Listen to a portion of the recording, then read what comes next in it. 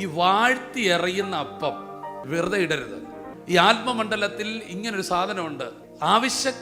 ഇപ്പം എനിക്കാണ് ദൂതെങ്കിൽ ഞാൻ ആ സമയത്ത് വാട്സാപ്പ് നോക്കിക്കൊണ്ടിരിക്കുകയാണ്. ദൈവം പറയും എന്തായാലും ഞാൻ ഇറക്കി, അവന് വേണ്ടെങ്കിൽ അടുത്തവൻ എടുത്തോട്ടെ. അതാണ് ഉള്ളവൻ എടുത്ത് ഇല്ലാത്തവനങ്ങ് കൊടുക്കും.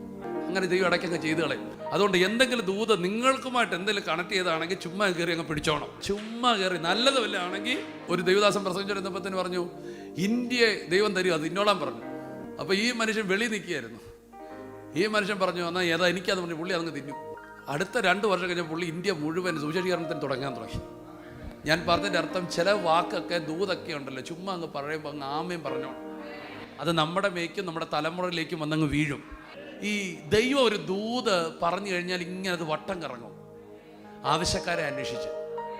അപ്പം നിങ്ങൾ ആമേൻ കടിക്കുകയാണെങ്കിൽ നിങ്ങളുടെ മേലെ അതങ്ങ് വന്ന് വീഴും. ആമേൻ. അതുകൊണ്ടാണ് പറഞ്ഞിരിക്കുന്നത് നിങ്ങൾ വാഗ്ദത്തങ്ങളുടെ അവകാശികളാകണം.